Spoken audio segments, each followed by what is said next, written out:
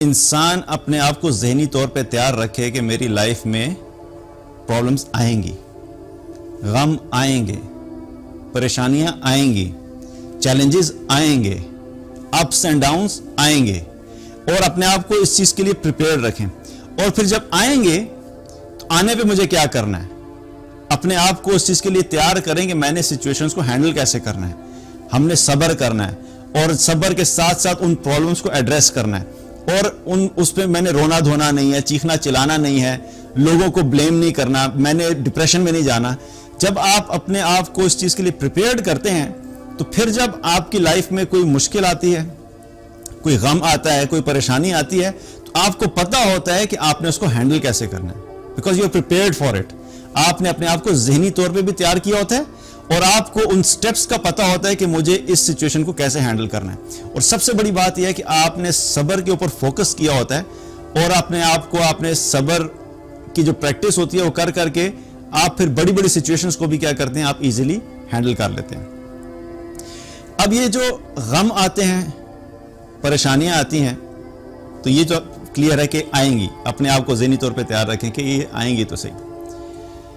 اصل چیز کیا ہے کہ ان غموں اور پریشانیوں کی سچویشن میں ہمارا رویہ کیا ہونا چاہیے، ہمارا جو ہے وہ طرز عمل کیا ہونا چاہیے، یہ چیز بہت امپورٹنٹ ہے.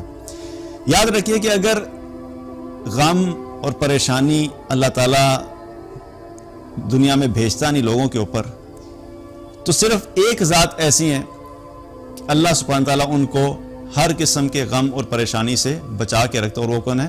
محمد الرسول اللہ صلی اللہ علیہ وسلم، اللہ تعالیٰ کے محبوب، آپ صلی اللہ علیہ وسلم کے اللہ تعالیٰ کے محبوب اور اللہ تعالیٰ کے حبیب. اگر اللہ سبحانہ تعالیٰ نے غموں سے بچانا ہوتا تو رسول اللہ صلی اللہ علیہ وسلم کی زندگی میں کوئی ایک غم بھی نہیں آتا. لیکن اگر ہم نبی صلی اللہ علیہ وسلم کی زندگی کا مطالعہ کریں تو ہمیں پتہ لگے گا کہ آپ صلی اللہ علیہ وسلم کی زندگی میں غم، پریشانیاں، مشکلات زیادہ تھیں اور آسانیاں بہت کم تھیں. اس سے کیا پتہ لگتا ہے کہ غم آنا، پریشانیاں آنا یہ کوئی اللہ کی ناراضگی کی نشانی نہیں ہوتی. اللہ سبحانہ تعالیٰ کبھی کبھی اپنے مقرب لوگوں کو، اپنے نیک لوگوں کو آزمائش میں بھی ڈالتا ہے ان کے درجات بلند کرنے کے لیے. دوسری چیز کیا ہے کہ جس پہ غم کی کیفیت آئی ہے اس کے لیے کیا چیز امپورٹنٹ ہے.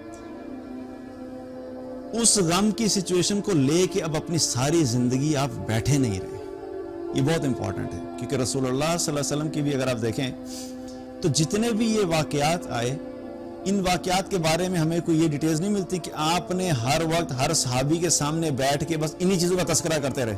تو کیا ہے کہ ہماری زندگی میں کیا ہوتا ہے کہ اگر کوئی مشکل آتی ہے نا، کبھی کسی نے کوئی تکلیف دے دی، کبھی کسی نے کوئی بات کر دی، تو ایک ایک چیز کو ہم لے کے ساری زندگی بیٹھے رہتے ہیں.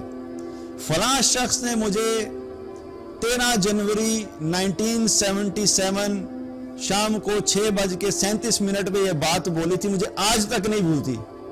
obviously نہیں بھولے گی، کیونکہ آپ نے 1977 سے ایک بات کو پکڑا ہوا ہے اور آپ نے اتنے لوگوں کے سامنے اپنے اس غم کا تذکرہ کیا ہے کہ 2020 میں بھی آپ کو بات یاد ہے. تو ہم اپنے کیا کرتے ہیں کہ کچھ جو غم ہوتے ہیں ان کو لے کے بیٹھ جاتے ہیں اور پکڑ کے بیٹھ جاتے ہیں اور لوگوں سے ہمدردیاں لیتے رہتے ہیں. تو کیا کرنا ہے کہ غم ہر ایک کی لائف میں آتے ہیں، پریشانیاں ہر ایک کی لائف میں آتی ہیں، اس کا جو ٹائم فریم ہے اس کو منیمائز کرنے کی ضرورت ہے. جتنا جلدی ہم اس غم کو بھولیں گے اتنی ہمارے لیے کیا ہوگی، آسانی ہوگی. اور جتنا زیادہ ہم اس غم کے بارے میں تذکرہ کرتے رہیں گے وہ اس غم ہماری زندگی میں ساری زندگی ہمارے ساتھ رہے گا. تو یہ اکثر لوگ جو کہتے ہیں نا کہ اتنا عرصہ پہلے یہ ہوا، اس کی وجہ یہ ہوتی ہے کہ وہ اس کو تذکرہ کرنا نہیں چھوڑتے، اور جب وہ چھوڑیں گے نہیں تو ساری زندگی آپ اپنا غم لے کے چلیں گے. اور اس ساری سچویشن میں نقصان کس کا ہو رہا ہے؟ آپ کا اپنا نقصان ہے. آپ ایک جو غم کی کیفیت ہوتی ہے وہ کوئی خوشی تو نہیں لے کے آتی نا. جب بھی آپ کے ساتھ کوئی زیادتی ہوئی ہے، آپ کو اس چیز کا خیال آئے گا تو کیا ہوگا، آپ غمگین ہوں گے. اور آپ بار بار اگر اس کو سوچیں گے تو کیا آپ کیا کر رہے ہیں، اپنے آپ کو خود ہی آپ ٹارچر دے رہے ہیں. تو جب آپ نے اپنے لیے خود ہی ٹارچر دینے کا فیصلہ کر لیا ہے تو آپ کی مدد اب اور کوئی بھی نہیں کر سکتا، کیونکہ آپ نے خود اپنی مدد کرنے کا فیصلہ نہیں کیا۔ تو اگر آپ اپنی زندگی کو خود بہتر بنانا چاہتے ہیں تو کرنے کا کام کیا ہے کہ وہ چیزیں جو لائف میں ہوئی وقتی طور پہ فیل ہوا، ٹھیک ہے، ڈاؤن ہو، اور اپنے آپ کو جتنا جلدی اس سے نکال سکتے ہیں نکالیں۔